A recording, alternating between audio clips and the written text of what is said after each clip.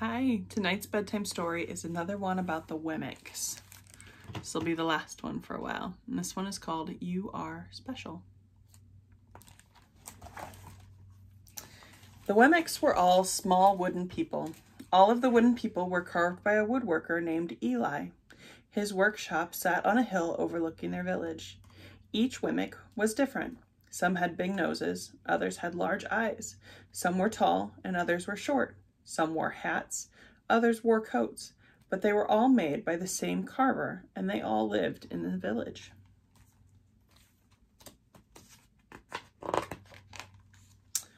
And all day, every day, the Wemmicks did the same thing. They gave each other stickers. Each Wemmick had a box of golden star stickers and a box of gray dot stickers. Up and down the streets all over the city, people spent their day sticking stars or dots on one another. The pretty ones, those with smooth wood and fine paint, always got stars. But if the wood was rough or painted or the paint chipped, the Wemmicks gave dots.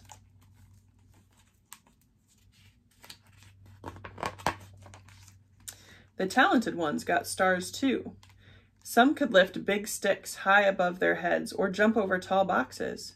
Still others knew big words or could sing pretty songs. Everyone gave them stars. Some Wemmicks had stars all over them.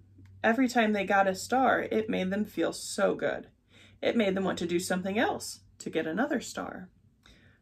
Others, though, could do little. They got dots.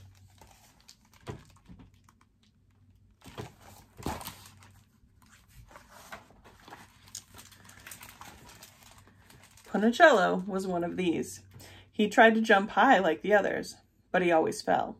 And when he fell, the others would gather around and give him dots. Sometimes when he fell, his wood got scratched, so the people would give him more dots. Then, when he would try to explain why he fell, he would say something silly, and the Wemmicks would give him more dots. After a while, he had so many dots that he didn't want to go outside. He was afraid he would do something dumb, such as forget his hat or step in the water.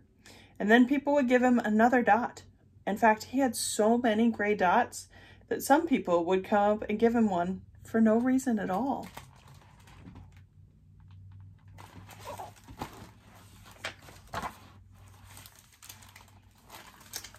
He deserves lots of dots, the wooden people would agree with one another. He's not a good wooden person. After a while, Punticello believed them. I'm not a good Wemmick, he would say. The few times he went outside, he hung around other Wemmicks who had a lot of dots. He felt better around them.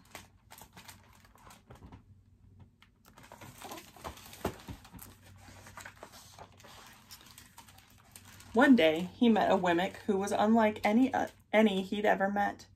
She had no dots or stars. She was just wooden. Her name was Lucia.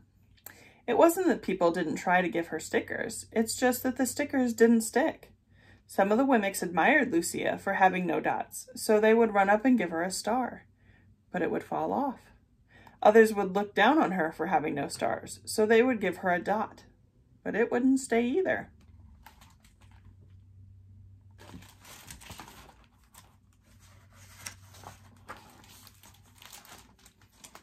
That's the way I want to be, thought Punticello. I don't want anyone's marks.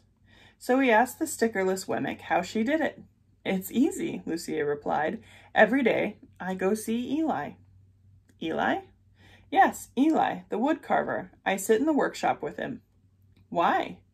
Why don't you find out for yourself? Go up the hill. He's there. And with that, the Wemmick who had no stickers turned and skipped away.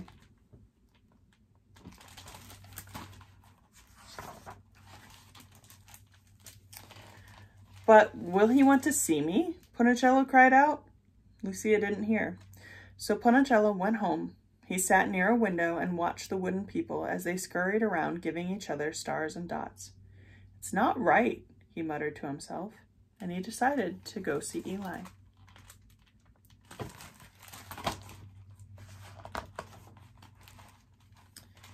He walked up the narrow path to the top of the hill and stepped into the big shop.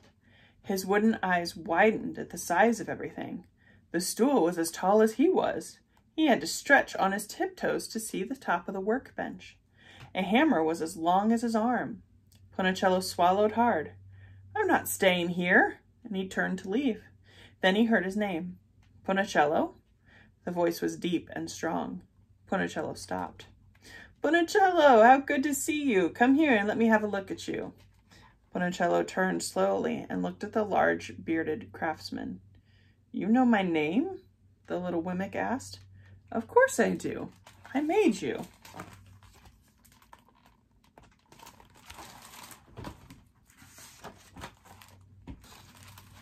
Eli stooped down and picked him up and set him on the bench. The maker spoke thoughtfully as he looked at the gray dots. "Looks like you've been given some bad marks." "I didn't mean to, Eli. I really tried hard." "Oh, you don't have to defend yourself to me, child. I don't care what the other Wemmicks think." "You don't?" "No, and you should neither. Who are they to give stars or dots? They're Wemmicks just like you. What they think doesn't matter, Ponicello. All that matters is what I think, and I think you're pretty special."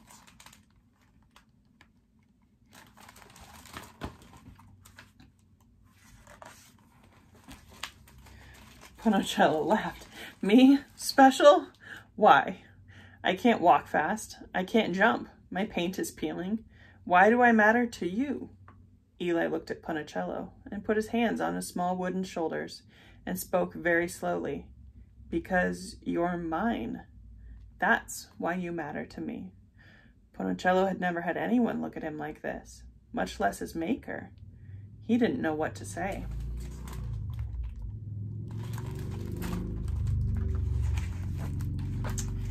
"Every day I've been hoping you'd come," Eli explained. "I came because I met someone who had no marks," said Ponicello. "I know. She told me about you." "Why don't the stickers stay on her?" The maker spoke softly. "Because she has decided that what I think is more important than what they think. The stickers only stick if you let them." "What?" "The stickers only stick if they matter to you. The more you trust my love, the less you care about their stickers." "Not sure I understand." Eli smiled. "You will, but it will take time. You've got a lot of marks. For now, just come to see me every day and let me remind you of how much I care." Eli left Ponicello off the bench, or lifted Ponicello off the bench and set him on the ground. "Remember," Eli said as the Wemmick walked out the door, "you're special because I made you, and I don't make mistakes." Ponicello didn't stop, but in his heart he thought, "I think he really means it." And when he did, a dot fell to the ground.